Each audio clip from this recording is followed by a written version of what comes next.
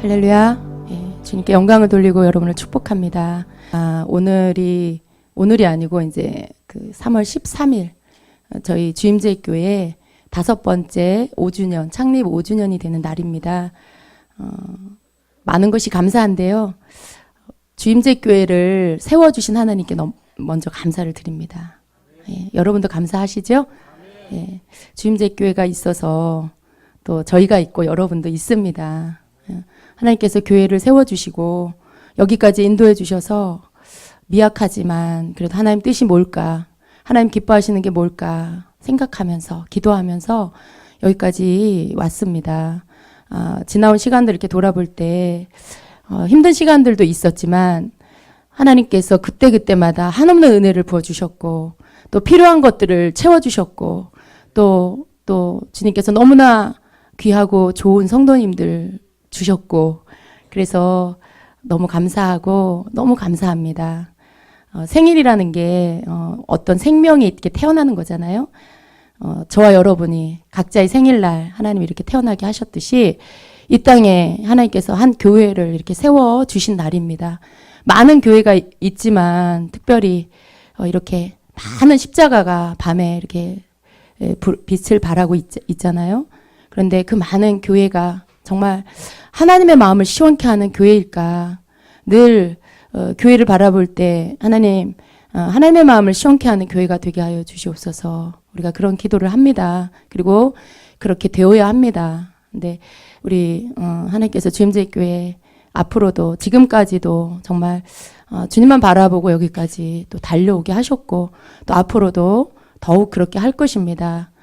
주님께서 이 땅에 주임제 교회를 세워주시고 보시기에 심히 좋았더라, 심히 좋았더라 이렇게 말씀하실 수 있는 그런 교회가 되기 위해서 함께 여러분과 함께 힘쓰며 나가기를 원합니다. 정말 주님께서 하라 하시는 일에 주저하지 않고 순종하고 사람 바라보지 않고 또 환경 바라보지 않고 어떻게 하면 교회를 잘 유지할까 인간적인 생각하지 않고 정말 주님이 그때그때 하라 하시는 것을 순종하여 사람이 할 수 없지만 하나님이 하실 거라는 걸 믿고 그렇게 나아가는 교회가 될 것입니다. 그것을 위해서 여러분 함께 기도해 주시고요. 또 교회는 주님의 것이죠. 머리 대신 우리 주님이시고 또 하나님이 주인 되신 그런 것이 교회입니다. 교회는 누구 인간의 사람에게 속한 것이 아닙니다. 그렇기 때문에 언제나 주인 되신 주님 앞에서 우리에게 주어진 것들을 감당해 나가야 됩니다. 목회자는 목회자대로, 성도는 성도대로 주님 앞에서 각자에게 하나님이 맡기신 것들을 감당해 나가는 것이 교회입니다. 그래서 모두가 연합하여 하나님을 기쁘게 하는 그런 교회, 그런 성도, 그런 목회자가 되어야 한다고 믿습니다. 그래서 거기에 다른 어떤 것도 섞지 말고 정말 하나님 기뻐하는 것만 열심히 하다가 주님이 오시면 기쁨으로 주님을 맞이하는 주임제 교회가 되기를 예수님의 이름으로 축원합니다. 아멘. 하나님 앞에 먼저 이렇게 감사의 인사를 드리고 싶었습니다. 우리 말씀 읽겠습니다. 마태복음 19장 16절로 26절 저와 같이 교독하겠습니다. 아멘, 아멘. 이 말씀 가운데서 가르치고 있는 것들을 함께 나눌 것입니다. 여러분 영생 얻는 법 특별하게 생각 안 해보셨죠?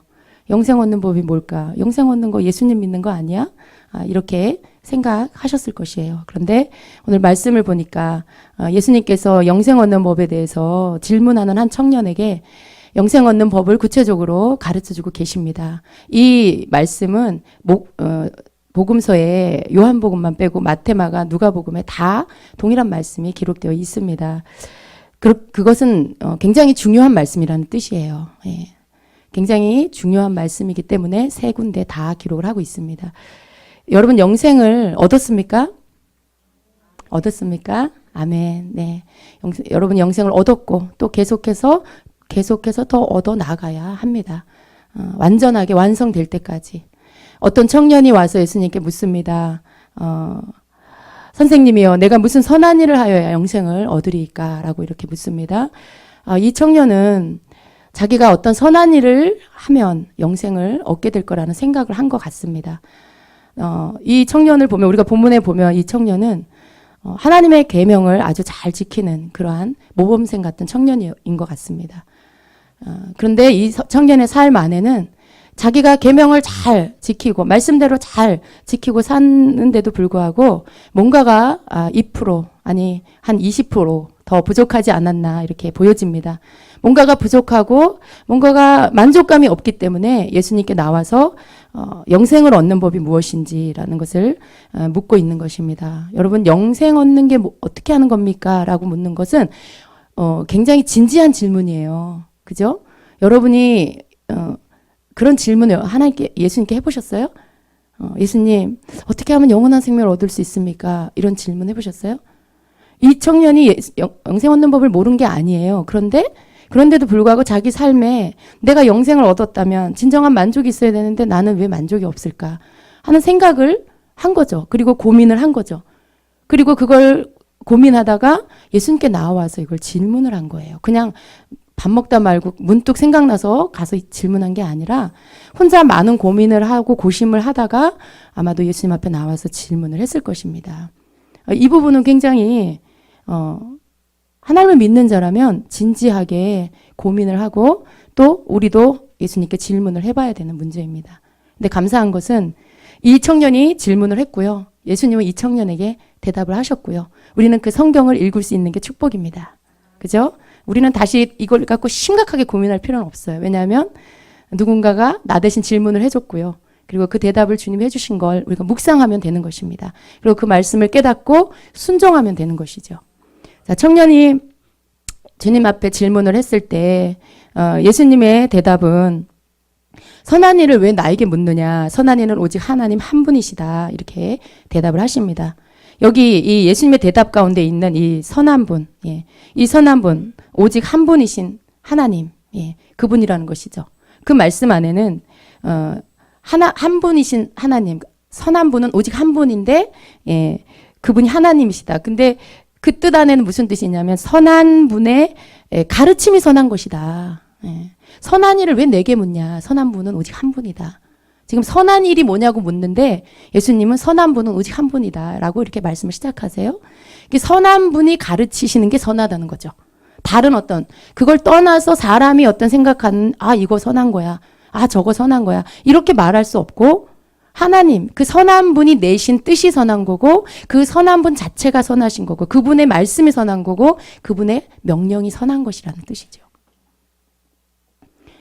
선한 이에 해당되는 이 헬라어 아가도스는요, 선한 이이신 하나님을 뜻합니다. 그 뜻이 하나님, 하나님의 뜻, 계명 이런 뜻입니다.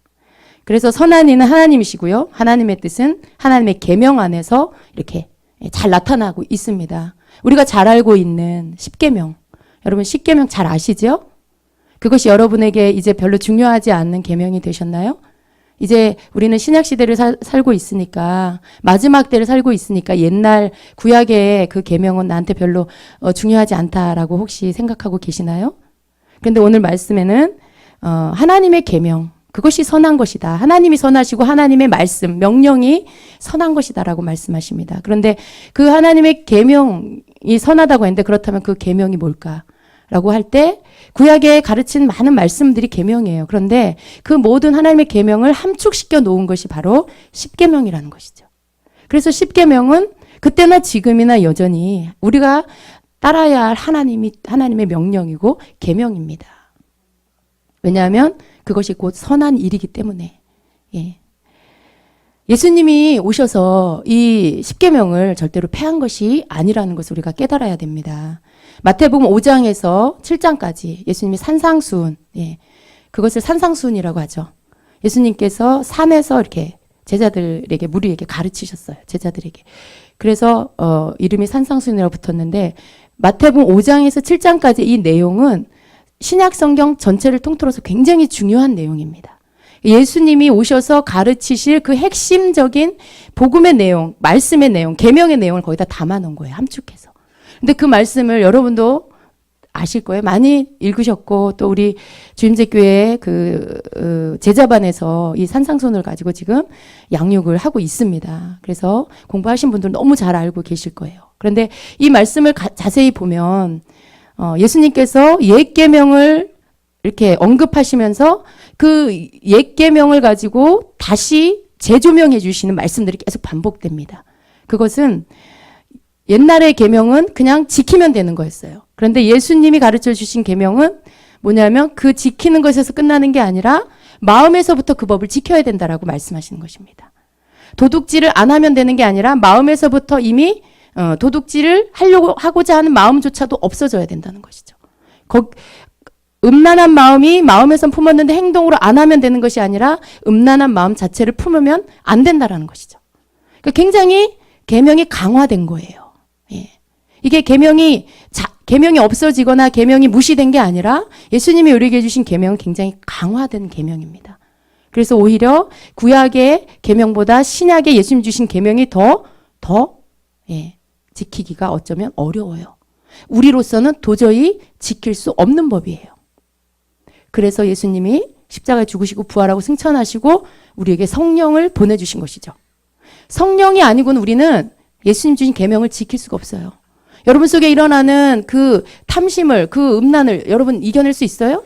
여러분 속에 일어나는 육적인 그런 어떤 그 뭔가를 이렇게 자꾸만 이렇게 죄 지으려고 하는 마음들을 끊어버릴 수 있어요? 우리는 못해요. 성령님이 오셔서 우리로 하여금 그렇게 되어지게끔 해주시는 거죠. 우리의 의지를 성령께 드려서 우리가 주님의 계명을 지키려고 의지를 드리고 그 길을 선택할 때 성령이 우리로 하여금 죄 짓지 않도록 지켜주시는 거죠. 그래서 우리가 하나님의 계명을 지킬 수 있게 해주시는 겁니다. 여러분 예수님이 오셔서 옛 계명을 폐한 것 아니라는 것 마태복음 5장 17절에 보면 내가 율법이나 선지자를 폐하러 온 줄로 생각하지 마라. 여기서 이 율법과 선지자는 구약을 의미합니다. 폐하러 온 것이 아니요 완전하게 하려 함이라 이렇게 말씀해요. 구약을 폐하러 온 게 아니라 옛 계명을 폐하러 온 게 아니라 그것을 완전하게 하기 위해서 내가 왔다라는 말씀인 것입니다. 또 마태복음 5장 18절로 20절까지를 보면 진실로 너희에게 이르노니 천지가 없어지기 전에는 율법의 1.1획도 결코 없어지지 아니하고 다 이루리라 이렇게 말씀해요. 율법의 1.1획 계명은 다른 말로 율법이고요.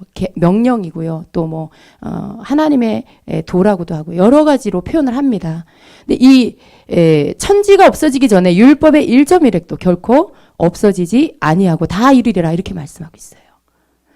또 그러므로 누구든지 이 계명 중에 지극히 작은 것 하나라도 하나님의 명령, 하나님의 계명 중에 지극히 작은 것 하나라도 버리고 또 그같이 사람을 가르치는 자는 천국에서 지극히 작다 일컬음을 받을 것이요 누구든지 이를 행하며 가르치는 자는 천국에서 크다 일컬음을 받으리라. 그러면 무슨 말씀이에요? 하나님의 계명을 있는 그대로 가르쳐야 하고 또 그대로 행해야 한다는 말씀이죠.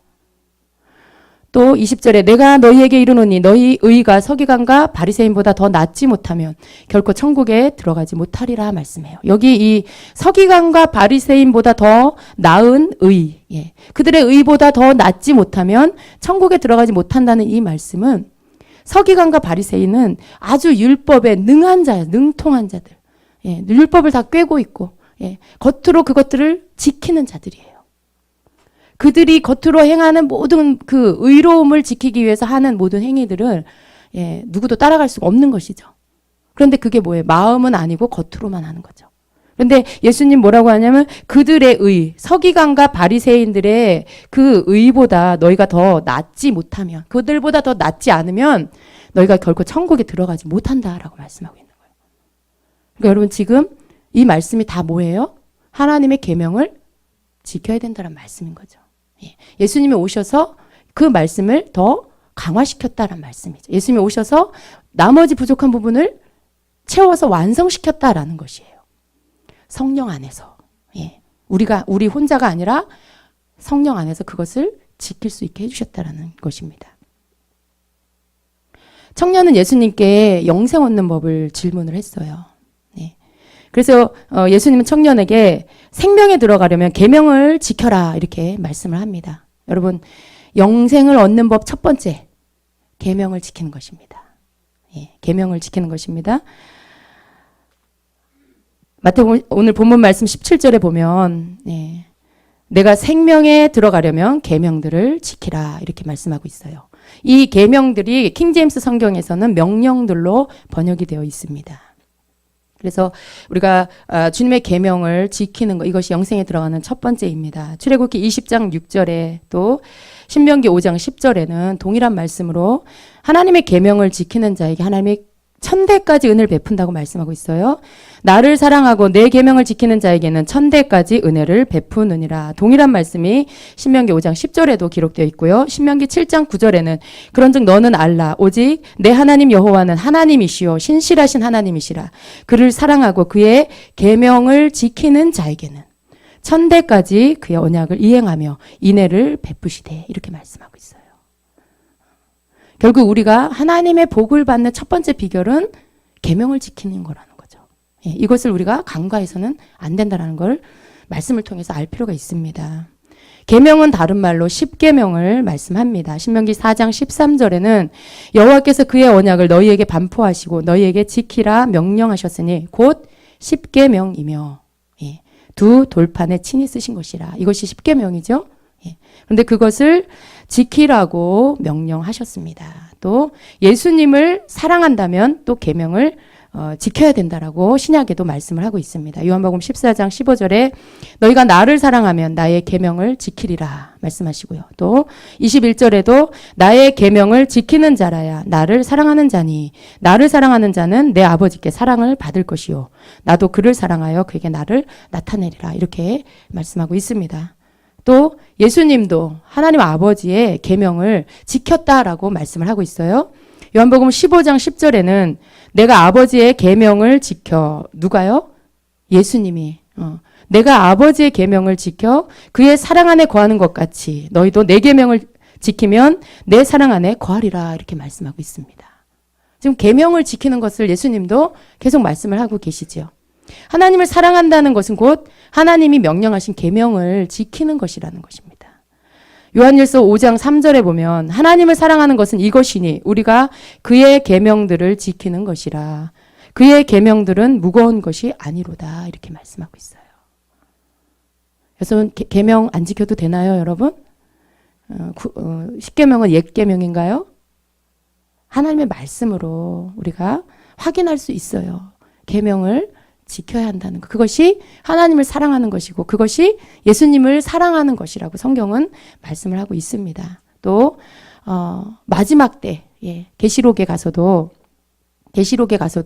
이 계명을 지키는 것에 대한 언급이 있습니다. 여러분 마지막 때가 되면 뭐 계명 안 지켜도 되고 그런 것이 아니고요. 계시록 14장 11절 12절에 보면 마지막 때 그 짐승의 표를 받으라고 협박을 받는 그때에 끝까지 인내하고 믿음을 지켜서 거기에서 승리할 수 있는 그 비결이 무엇냐 하면 바로 하나님의 계명을 지키고 예수의 믿음을 지킨 자들이라고 말씀하고 있어요. 이것이 성도들의 인내라고 말씀을 해요. 그러니까 이것이 있음으로 인해서 인내로서 성도들이 이기게 된다라는 그런 말씀인데요. 계시록 14장 11절에 그 고난의 연기가 세세토록 올라가리로다. 짐승과 그의 우상에게 경배하고 그의 이름표를 받는 자는 누구든지 밤낮 쉼을 얻지 못하리라 하더라. 성도들의 인내가 여기 있나니 그들은 하나님의 계명과 예수에 대한 믿음을 지키는 자니라. 성도들의 인내가 여기 있는데 그 인내 속에 들어있는 그들이 인내할 수 있는 그 비결이 뭐냐면 하나님의 계명과 예수에 대한 믿음을 지키는 자. 그것으로서 성도가 끝까지 견딜 수 있게 된다는 것입니다. 여러분 계명을 안 지키면 끝날에 우리가 짐승의 표, 666표 거부하고 안 받게 되기가 힘들다는 거예요. 끝까지 그것을 거부하고 믿음을 지킬 수 있는 비결이 우리가 계명을 지키고 하나님 예수님을 믿는 믿음을 지킨 이 두 가지가 함께 있을 때 그때 우리가 짐승의 표를 거부하고 믿음을 지킬 수 있게 된다는 것입니다. 그걸 지금 말씀하고 있는 거예요. 하나님의 계명과 예수에 대한 믿음을 지키는 자니라. 여러분 성경에 나오는 어떤 한 단어, 문장 그것은 우연이 절대 없습니다. 그 구절을, 그 단어를, 그 장에, 그 구절에 그냥 우연히 거기다 써놓은 게 아니에요. 다 의미가 있어요. 하나님의 말씀은 다 그 단어가 의미가 있게 거기에 기록이 된 거예요. 어떤 조사 하나도 그냥 그 말을 그게 제일 쓰기가 좋아서 쓴 게 아니라 그렇게 쓴 이유가 있어서 그렇게 기록이 된 거예요. 그래서 우리는 성경을 읽을 때 그 기록되어진 그냥 여기에 성도들의 인내가 여기 있나니 그들은 예수에 대한 믿음을 지킨 자니라 이렇게 말씀하실 수도 있잖아요. 그런데 그렇게 하지 않고 하나님의 계명과 예수에 대한 믿음을 지킨 자니라 이렇게 말씀을 해요. 그럼 이 두 가지 모두가 동일하게 중요하다는 것이죠. 어느 한 가지가 아니라 두 가지 다. 그것이 성도들을 인내하게 하는 요인이라는 것을 말씀하고 있는 것입니다. 그래서 하나님의 계명을 지키는 것은 굉장히 우리에게 중요한 것입니다. 결국 우리로 하여금 마지막에 승리하게 하는 가장 중요한 조건이라는 것을 우리가 성경을 통해 알 수 있습니다. 두 번째로 영생에 들어가는 법, 두 번째는 가난한 자를 도와주는 것입니다. 예, 우리가 본문에 이 청년을 계속 보면은요, 청년이 영생 얻기 위해 계명을 지키라는 그 예수님 말씀에 굉장히 당당하게 다시 되묻는 모습을 볼 수가 있습니다. 예수님 어느 계명입니까? 이렇게 묻는 거죠. 어느 계명입니까? 이렇게 물을 때 그 질문 속에는 나는 자신이 있습니다. 계명이요? 계명이라면 난 자신 있습니다. 이런 뜻이 들어있는 거죠. 예. 어느 계명입니까? 예. 한번 말씀해 보세요. 라고 하는 거예요. 그랬을 때 예수님께서 그에게 이렇게 말씀하시죠. 살인하지 말라, 간음하지 말라, 도둑질하지 말라, 거짓 증언하지 말라. 내 부모를 공경하라. 내 이웃을 내 자신과 같이 사랑하라. 예. 하신 것이니라. 이렇게 계명을 나열하면서 말씀을 하세요. 여러분 지금 예수님이 나열한 이 계명은 10계명 가운데 5계명에서 10계명. 예, 그 나와 이웃 간의 관계에 내가 지켜야 할 계명들을 지금 말씀하고 있어요. 예. 남에게 악을 행하지 않는 것, 예, 남에게 해를 끼치지 않는 것, 남의 것을 도둑질하지 않는 것, 간음하지 않는 것, 거짓 증언하지 않는 것, 또 내 부모를 공경하는 것, 예, 또 이웃을 사랑하는 것, 남의 이웃의 걸 탐내지 않는 것, 예, 그것이 5계명에서 10계명이에요. 그런데 예수님이 1계명에서 4계명은 언급 안 하시고 5계명에서 10계명만 지금 언급을 하세요. 이 청년은요, 하나님과 자기 사이는 지금 너무 잘하고 있는 거예요. 하나님 앞에서 자기 계명, 자기가 해야 할 그런 의무를 아주 잘하고 있는 거죠. 그래서 어떻게 보면 지금 하나님 앞에 지켜야 할 때 계명은 너무 잘 지키고 있는 거죠. 근데 지금 예수님이 이 청년에게 부족한 것이 있는 것을 지금 말씀해 주기 위해서 하나하나 이끌어가고 계시는 거예요. 이웃에 대한 어떤 부분이 이 청년이 가로막혀 있어요. 이웃을 향해서 행해야 할 계명을 지키지 못하고 있는 부분이 가로막혀 있어서 지금 그걸 가르쳐 주시기 위해서 하나씩 하나씩 짚어가고 계시는 것이죠. 근데 이 청년이 뭐라고 해요? 그 청년이 이르되 20절에 이 모든 것을 내가 지키었사온데 아직도 무엇이 부족합니까? 이렇게 물어요. 자기는 지금 계명을 열심히 잘 지키고 있다라고 말하고 있는 거죠. 예. 그래서 내가 다 하고 있는데 예수님, 내가 뭐가 부족한 것입니까? 이렇게 묻습니다. 근데, 다른 성경에 보면 예수님이 그 청년을 사랑하사 이렇게 말씀해요. 그러니까 그렇게 말하는 청년에 대해서 예수님이 어떤 핀잔을 준다거나 책망을 하신다거나 미워한다거나 그런 마음이 아니라 그 청년을 사랑하는 마음으로 예수님이 그 청년에게 다음 말씀들을 하는 것을 볼 수가 있어요. 여러분, 이 계명 지키는 거 쉬워요? 지금 이 청년이 여러분보다 나은 사람이에요? 못한 사람이에요? 우리보다 나은 사람이에요? 못한 사람이에요? 나은 사람이에요. 지금 이 청년은 뭔가, 이렇게 뭘 알지 못하는 옛날 사람 같은 느낌이 들지만 사실은요, 예수님이 보실 때는 굉장히 잘하고 있는 그런 청년이에요. 이 계명들을 잘 지키기가 쉽지 않아요. 그런데 이 청년은 그 계명들을 너무나 잘 지키고 있어요. 그래서 다른 성경에 보면 예수님이 그를 사랑하사, 사랑하는 마음으로 그를 대하는 모습을 볼 수 있습니다. 계명 지키는 것조차도 너무나 어려워요. 그런데 이 청년에게는 그거만으로는 또 부족한 것, 스스로가 그걸 느낀 거예요. 내가 이렇게 열심히 하나님의 계명을 지키는데 나는 왜 뭔가 허전하지? 왜 나는 뭔가 늘 마음에 만족감이 없지? 뭔가 이런 걸 느낀 거죠. 내가 정말 하나님의 계명대로 살면 천대까지 축복을 주신다 그랬는데 왜 나는 뭔가 이 마음에 내가 축복받은 자 같은 느낌이 안 들지? 내가 재물은 많고 쌓아놓은 것은 많지만 저것 때문에 내가 온전히 기쁘지가 않아. 저것 때문에 저것이 있다 해도 나는 완전한 기쁨을 가지 못했어. 이런 생각을 한 것이죠. 그래서 예수님께 나온 것이죠. 내가 무엇이 부족합니까? 내가 계명을 다 지키고 있습니다. 근데 내가 뭐가 부족한 것입니까? 이렇게 묻는 것입니다. 그럴 때 예수님의 대답이 21절에 있습니다. 여러분 함께 읽을까요? 예수께서 이르시되 내가 온전하고자 할진대 가서 내 소유를 팔아 가난한 자들에게 주라. 그리하면 하늘에서 보화가 내게 있으리라. 그리고 와서 나를 따르라 하시니. 예. 이것이 예수님의 대답입니다. 이 청년에게 있어서 부족한 것. 이 청년은 지금 계명을 열심히 지키고 있었어요. 그런데도 불구하고 뭔가 부족했어요. 그런데 예수님이 그 부족한 것에 대해서 어떻게 가르쳐 주시냐 하면 가서 너의 소유를 팔아 가난한 자들에게 줘라. 예, 이렇게 말씀해요. 지금 이 청년에게 부족한 것은 이 부분이라는 거죠. 하나님의 계명은 너무나 잘 지키고 있어요. 하나님을 사랑하고 이웃을 사랑하는 그 계명들 너무나 잘 지키고 있는데 그런데 이 청년은 그 계명으로 완전하지가 않아요. 예, 온전하지가 않아요. 그 청년에게 부족한 게 있어요. 그에게는 많은 재물이 있었습니다. 그 청년이 부자라고 뒤에 가서 말씀하고 있어요. 그 청년이 재물이 많은 자라고 말씀하는데 이 청년은 하나님의 계명을 너무나 잘 지키고 있었지만 그에게는 많은 재물이 있는데 그 재물을 그냥 쌓아만 놓고 있었어요. 그러니까 이게 뭔가가 맞지 않는 거죠. 이웃을 사랑하라는 말씀 안에 이웃에 대한 사랑이 물질을 통해서 흘러나가야 되는데 이 청년은 지금 계명은 잘 지키고 있는데 재물은 이렇게 쌓아놓고는 자기를 위해서만 쌓아놓고 있는 것이죠. 머리로는 계명을 아는데 마음으로 몸으로는 그 계명을 따라가지 못하고 있다는 것이에요. 우리도 그럴 수 있죠, 여러분. 우리도 그럴 수 있죠. 하나님과 나 사이에는 문제가 없어. 열심히 주님의 계명을 지켜. 그런데 정작 이웃과의 관계 안에서 정작 내가 가지고 있는 어떤 삶의 행동에 있어서는 이웃을 사랑하는 법을 하나님의 법대로 따르지 못할 때가 많이 있다라는 것입니다. 여러분 다른 게 아니에요. 지금 예수님은 이 청년에게 한 가지를 딱 지적했어요. 네 소유를 팔아서 가난한 자들에게 줘라. 주님 내가 무엇이 부족합니까? 라고 했을 때 계명을 지키는 것 위에 네가 너의 소유를 팔아서 가난한 자들에게 줘라. 네가 온전하기를 원한다면 네가 완전하기를 원한다면 그러라는 것이죠. 그러니까 이 계명을 지키는 것에 있어서 수준이 지키는 차원에 있느냐 아니면 내가 하나님의 본뜻을 알아서 그것을 몸소 행함으로 삶으로 실제로 실천하며 가고 있느냐 이 차이가 있는 거예요.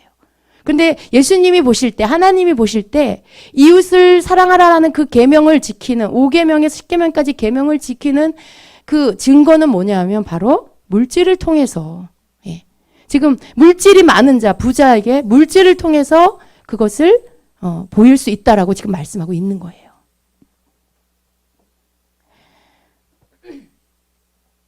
영생을 얻기 위해서 먼저 계명을 지켜야 하는 거 맞습니다. 또 하나님의 명령이고 예수님의 명령이에요. 그렇죠? 여러분 계명 지키라는 거 하나님의 명령이시죠? 그거 맞아요. 그런데 그것만으로는 부족하다는 것입니다. 이 우리에게 주시는 이 재물 여러분이 가진 우리가 생각할 때 부자라는 여기 보면 이 청년이 부자라고 그래요. 근데 이 부자라는 개념이 어디까지 그 기준이 어디까지냐 이것은 각각 주관적으로 다를 것 같아요. 그런데 제가 이 말씀 속에서 예수님이 말씀하시는 뜻을 보면 부자라는 것은 이렇게 재물을 쌓아두는 정도. 이렇게 이 땅에 내가 먹고 사는 것에 남는 부분을 쌓아놓는 내가 생활하고 사는 것에 쓰고도 남는 부분들을 이렇게 쌓아놓는 정도를 말씀하신다라고 볼 수가 있어요. 그러니까 부자라는 기준이 그 정도라고 봐야 될 것 같습니다. 누가복음 12장에도 부자에 대한 말씀이 나와요. 그 부자가 밭에 12장 16절 이하에 보면 한 부자가 그 밭에 소출이 풍성하매 심중에 생각하여 이르되 내가 곡식 쌓아둘 곳이 없으니 어찌할까 하고 또 이르되 내가 이렇게 하리라 내 곡간을 헐고 더 크게 짓고 내 모든 곡식과 물건을 거기 쌓아두리라. 또 내가 내 영혼에게 이르되 영혼아 여러 해 쓸 물건을 많이 쌓아두었으니 평안히 쉬고 먹고 마시고 즐거워하자 하리라 한데 하나님은 이르시되 어리석은 자여 오늘 밤에 내 영혼을 도로 찾으리니 그러면 내 준비한 것이 누구의 것이 되겠느냐 하셨으니 자기를 위하여 재물을 쌓아두고 하나님께 대하여 부요하지 못한 자가 이와 같으니라. 이렇게 말씀하고 있어요. 지금 여기서 말씀하고 있는 것은 뭐예요? 많은 곡식과 물건들이, 많은 것들이, 많은 재물이 이 부자는 자기 거라고 생각했어요. 그죠? 자기 거라고 생각하고 내가 먹고 쓰고 살기 위해서 곳간에다 이렇게 쌓아 놓아야 되겠다. 이렇게 생각을 한 거죠. 그런데 그것을 내려다보고 있는 하나님 뭐라고 하세요? 네가 그것을 쌓아놓고 있는데 내가 오늘 밤에 네 영혼을 도로 취하면 너 쌓아놓은 그 모든 재산 누구 거냐 이렇게 물으시는 거예요. 그러시면서 자기를 위해서 재물을 쌓아두고 하나님께 대하여는 부요하지 못한 자가 바로 이런 자다라고 가르쳐 주시는 것이죠. 여러분 하나님께 대하여 부요하기 원하시죠? 예. 그런데 우리는 그것도 원하고 재물도 원할 때가 너무 많아요. 그죠? 근데 말씀을 자세히 보니까 재물하고 하나님하고 같이 우리가 내가 온전히 부요하게 될 수가 없다는 것을 지금 말씀하는 거예요. 내가 재물도 쌓아놓고 살면서 하나님께도 부요한 자가 될 수가 없다는 것을 지금 말씀하고 있는 거예요. 하나님은 우리에게 먹고 살 것들을 주시죠. 그리고 그 나머지는 어떻게 하라는 거예요? 가난한 자들에게 주라. 이 말은 곧 하늘에 있는 보화와 바꿔라 이 말씀이에요. 아까 우리가 읽은 그 청년에게 하신 말씀, 내 소유를 팔아 가난한 자들에게 주라. 그리하면 하늘에서 보화가 내게 있으리라 이렇게 말씀하시죠. 그런데 이 원문의 번역은요. 그러면 너는 하늘의 보물을 준비할 것이다. 이렇게 번역이 되어 있어요. 뜻이에요. 이게 원문의 뜻이에요. 그러니까 누군가가 나에게 보물을 주는 게 아니고 내가 가난한 자들에게 내 쌓아놓은 재물을 주면 그것이 곧 하늘의 보화를 내가 준비하는 거다라는 거예요. 마치 저축하는, 가난한 자들에게 주는 게 하늘에 저축하는 것과 같은 거라는 뜻인 거죠. 그러면 너는 하늘의 보물을 준비할 것이다. 네가 그렇게 하는 게 하늘의 보물을 준비하는 거다라는 것이죠. 그러니까 내가 그렇게 함으로 내가 보물을 보화를 준비하는 거. 누가 나에게 주는 게 아니라 이게 하나님의 원리라는 거예요. 그러니까 하나님의 원리가 땅의 것을 가난한 자에게 주면 그것이 마치 하늘의 보화로 쌓여지는 것. 내가 만일 이걸 하지 않으면 하늘의 보화도 안 만들어지는 것. 그 말씀을 하고 있는 것이죠. 그래서 이 부자, 창고, 곳간을 만들어 쌓아놓은 이 부자도 이 부자의 그 약한 부분, 약점이 뭐냐면 물질이 내 것이라고 생각한 거. 그리고 그것을 내가 쌓아놓고 살아야 되겠다라고 생각한 거. 그러나 여러분 이 영혼의 이 사람의 이 부자의 생명을 취하는 분이 누구예요? 하나님이시죠. 오늘 밤 내가 내 영혼을 도로 찾으리니 그건 하나님 마음이세요. 그죠? 생명이 사람에게 있지 않아요. 하나님께 있어요. 그 생명을 하나님이 오늘 밤에 취하면 너에게 속한 그 모든 재산 누구 거냐 이렇게. 여러분 생명이 누구 거예요? 하나님 거죠. 내가 가진 재산 누구 거예요? 이 말씀을 통해서 하나님 거라는 걸 우리가 알 수가 있는 거죠. 내가 열심히 일해서 벌었으니까 내 거다. 우리 아버지가 나에게 남겨줬으니까 내 거다. 그게 아니라 생명도 하나님의 것이고 내가 가진 것도 하나님의 것이라는 말씀이죠.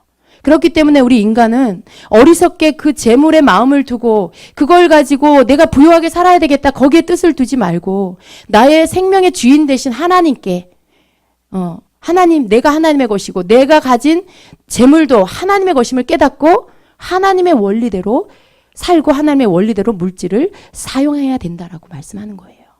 그것이 하늘의 보화를 내가 만드는 방법이라는 거죠. 부요하게 되는 비결이 뭐냐 하면 땅의 것을 주고 하늘의 것을 사는 거예요. 내가 부자가 되는 비결이 뭐냐 하면 땅의 재물을 주고 하늘의 보화를 내가 갖는 것이죠. 그게 하나님이 내신 물질의 원리라는 것입니다. 지금 그걸 예수님이 이 청년에게, 이 부자 청년에게 가르치고 계신 것입니다. 23절 이하에 보면 여러분 이 영생을 얻는 법을 지금 청년에게 가르쳐주고 계시는데 예수님께서 23절, 24절에 가서 제자들에게 이런 말씀을 해요. 부자가 천국에 들어가기 어렵다 이 말씀을 해요. 지금 청년이 영생 얻는 법을 예수님께 묻고는 그 대답을 들었는데 그 대답을 듣고는 예수님 알겠습니다. 제가 그렇게 하겠습니다. 이렇게 대답하는 게 아니라 그가 재물이 많은 것 때문에 근심을 해요. 예수님 하신 말씀을 듣고 그 말씀 때문에 근심을 하고는 돌아가요. 예. 그리고 나서 예수님이 제자들과 함께 나누는 말씀이 23절, 24절이에요. 그러니까 이어지는 말씀인 거죠. 근데 그 말씀에 뭐라고 돼 있냐면 여러분 같이 읽어요. 예수께서 제자들에게 이르시되 내가 진실로 너희에게 이르노니 부자는 천국에 들어가기가 어려우니라. 다시 너희에게 말하노니 낙타가 바늘귀로 들어가는 것이 부자가 하나님의 나라에 들어가는 것보다 쉬우니라 하시니. 예. 지금 예수님께서 청년에게 영생 얻는 법을 가르치시다가 제자들에게 그것을 통해서 연이어서 하시는 말씀이 천국 얘기를 갑자기 하세요. 부자가 천국 들어가는 것이 너무 어렵다. 낙타가 바늘귀 들어가는 게 부자가 천국 들어가는 것보다 쉽다. 이렇게 말씀해요. 그러면 이 말씀은 무슨 뜻이에요? 영생을 얻는 법이 곧 천국에 들어가는 법이라는 거죠. 그렇죠? 영생을 얻는 법이 천국에 들어가는 법과 연결되어 있다라는 거예요. 이 청년은요, 예수님이 가르쳐 주신 그 자기가 뭔가 부족하게 느껴지는 그 부분에 대해서 예수님이 가르쳐 주셨어요. 그런데도 이 청년은 뭐라고 말씀하고 있어요? 말씀 그대로 읽으면 뭐라고 돼 있어요? 그 청년이 22절에 그 청년이 재물이 많음으로 이 말씀을 듣고 근심하며 가니라.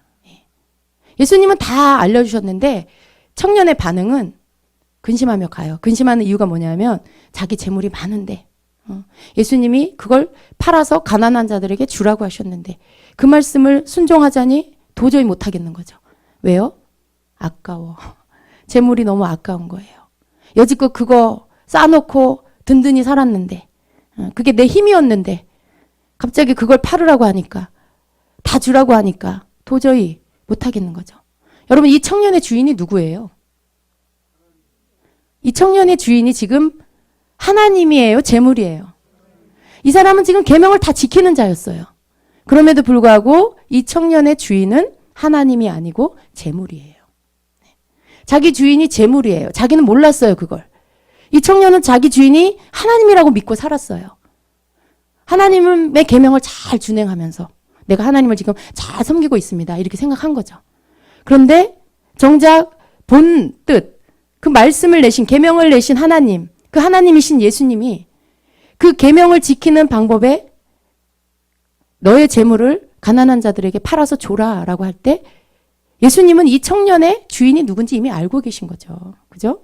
이 청년의 주인이 하나님이 아니고 네가 아무리 계명을 지켜도 네 주인이 너의 재물이구나. 그걸 아시기 때문에 그걸 말씀하신 거예요. 네 주인을 바꿔라. 네 재물을 팔아 가난한 자들에게 줘라. 그리고 너는 나를 따라라. 그런데 지금 이 청년은 거기에서 딱 걸린 거예요. 더 이상 앞으로 갈 수가 없어요. 더 이상 순종할 수가 없어요. 왜? 이제까지 자기가 믿고 왔던 주인, 그 재물이 하루아침에 무너지고 없어지는 것을 도저히 자기는 할 수가 없기 때문에. 그래서 이 청년이 그 재물이 많음으로 이 말씀을 듣고, 참 세세하죠? 그냥이 아니고요. 예수님의 이 말씀을 듣고 근심하며 가니라. 이렇게 말씀해요. 그 말씀에 순종할 수 없어서 근심한 거예요. 그 말씀에 따를 수가 없어서 근심하면서 돌아간 거예요. 예수님은 계명도 지키라고 명령해요. 그러나 그것만으로는 부족해요. 그것만으로는 안 돼요. 말씀을 계명을 내신 하나님의 본뜻, 본마음, 그것은 우리의 삶을 통해서 하나님을 사랑하고 경외하고 또 이웃을 사랑하는 것. 그것은 바로 실제로 내 행동으로 하나님이 내게 주신 하나님 말씀대로 하나님이 내게 주신 것들을 다른 사람을 쌓아놓지 말고 다른 사람을 위해서 가난한 자를 위해서 주는 것. 이것이 하나님을 사랑하고 이웃을 사랑하는 것에 계명을 지키는 진정한 모습이라는 것을 말씀하고 있는 것입니다. 그래서 영성에 들어가는 두 번째가 바로 가난한 자들에게 쌓아놓은 재물을 줘라. 이것이 영생에 들어가는 두 번째 법인 것입니다. 여러분, 여러분의 재물을 누군가 뺏어가지 않아요. 얼굴 굳어지지 마세요. 예. 여러분이 정말 지혜가 있으시다면 말씀을 깨닫고요. 아, 진정한 부자가 되는 비결이 이거구나.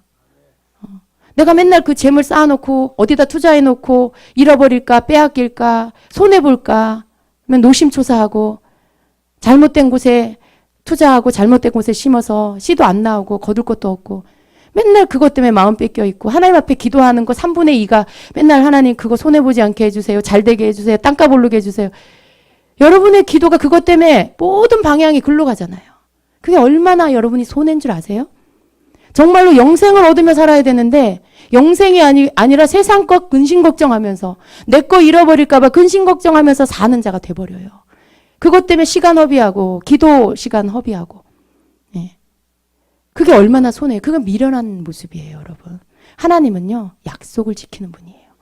하나님은 너 나한테 투자해라 그러고 그거 띄어먹는 분이 아니에요. 하나님은 말씀하시고 이루시는 분, 약속하시고 성취하는 분, 그런 분이에요. 그래서 우리는 하나님을 믿는다는 거, 하나님 말씀을 믿는 거죠. 하나님의 방법으로 지금 말씀해 주세요. 가르쳐 주세요. 우리가 부자 되는 비결. 우리가 하늘에도 땅에도 부자 되는 비결. 그것은 하나님의 방법대로 그 물질들을 사용하는 것이죠. 그것이 두 번째 영생에 들어가는 방법입니다. 세 번째로 영생을 얻으려면 예수님을 따르는 삶을 살아야 합니다. 21절 하반절에 보면 그리고 와서 나를 따르라 이렇게 말씀해요. 내가 내 소유를 팔아 가난한 자들에게 주라. 그리하면 하늘에서 보화가 내게 있으리라. 그리고 와서 나를 따르라 이렇게 말씀해요. 그러니까 세 번째로 우리가 영생을 얻기 위해서는 예수님을 따르는 삶을 살아야 돼요. 계명도 지켰어. 가난한 자에게 재물 쌓아놓은 것도 팔아서 다 줬어. 아, 이제 됐죠, 주님. 나는 이제 자유롭게 살게요. 그게 아니라는 거예요. 그리고 나서 예수님을 따르는 삶을 살아야 된다는 거예요. 예수님을 따른다라는 건 예수님이 나의 주인입니다라는 고백이에요. 예수님의 뜻대로 살겠습니다라는 것이죠. 내가 예수님의 가는 길로만 가겠습니다라는 것이죠. 내가 내 뜻대로 살지 않고 주님께 순종하여 살겠습니다라는 거죠. 내가 주님을 본받겠습니다. 주님을 닮겠습니다. 내가 주님 앞에 나를 드리겠습니다. 헌신하겠습니다. 이런 뜻이죠. 여러분 누군가를 따를 때 그 사람이 내 주인이 됐는데 내가 그 사람의 따르는 자, 종이 됐는데 주인님 잠깐만요. 제가 집에 가서 이거저거 좀 해놓고 올게요. 주인님 오늘은 제가 바빠서 주인님을 따를 수가 없어요. 그렇게 하는 게 여러분 맞는 거예요? 그 종이 그렇게 할 수가 있어요? 아니죠. 따른다라는 건 내 것을 포기하고 내려놓고 주님에게 맞추고 주님의 스케줄에 주님의 모든 명령에 맞춰서 내가 사는 거예요.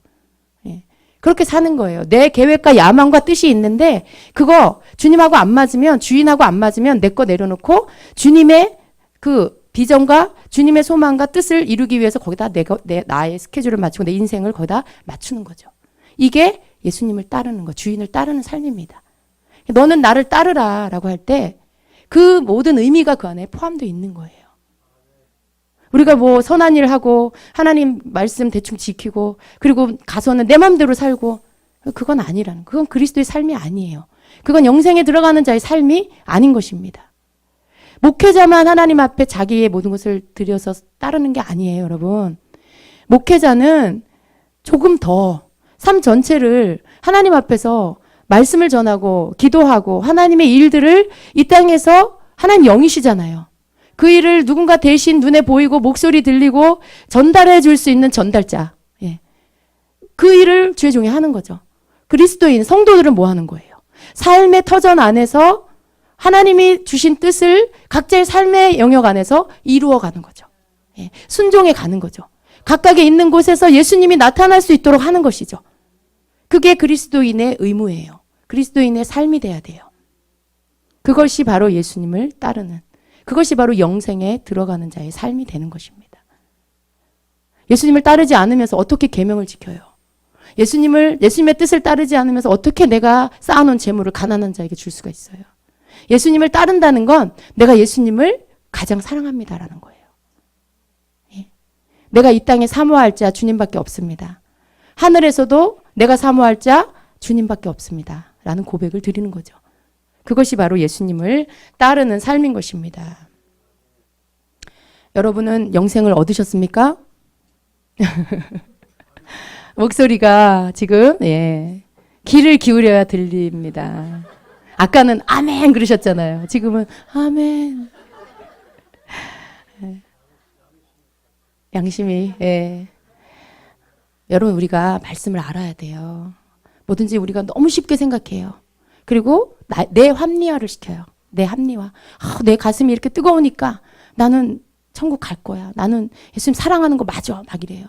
막 가슴이 뜨겁고 기도할 때 눈물이 막 펑펑 나니까 나 예수님 사랑해. 하나님 사랑하는 거 맞아. 그러니까 난 됐어. 근데 말씀에 비추어서 계명을 비추어서 하라 하시는 거에 대해서는 안 하는 게 너무 많아. 아, 주님, 핑계가 너무 많아. 이건 이래서 못하고요. 이건 이래서 다음에 할 거고요. 주님, 이거는 내가 돈 좀 더 모으면 그때 하고요. 크게 할게요. 크게. 주님, 크게 할게요. 제가 막 학교도 짓고요. 병원도 짓게요. 주님. 그때까지 좀 그냥 봐주세요. 이러는 거죠. 그러다가 그 밤에 네 영혼을 내가 도로 찾으면 네 재물 누구 거냐. 주님이 이제 그 사람에게 그 얘기 하시겠죠. 오늘 지금이에요, 여러분.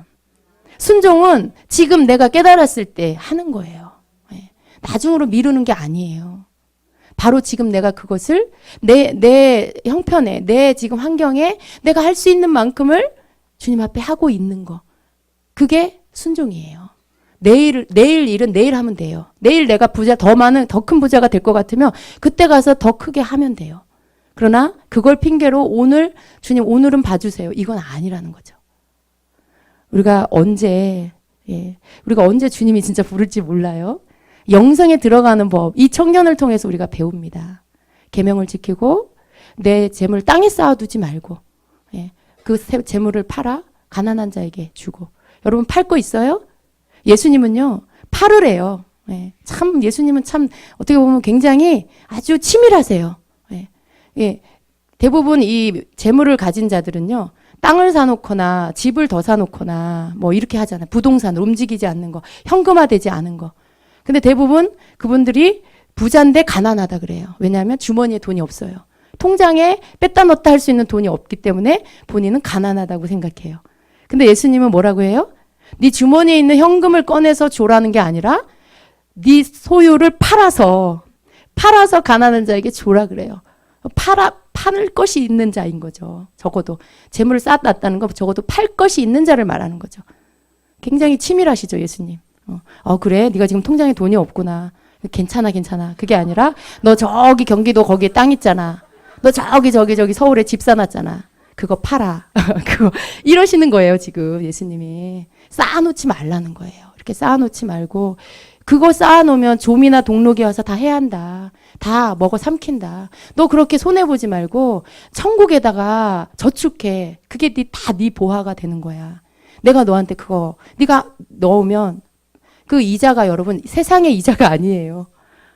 하나님이 말씀대로 그걸 나에게 다 주신다는 것이죠. 그걸 꼭 천국 가서 주냐? 아니에요, 여러분. 땅에 있을 때 주세요.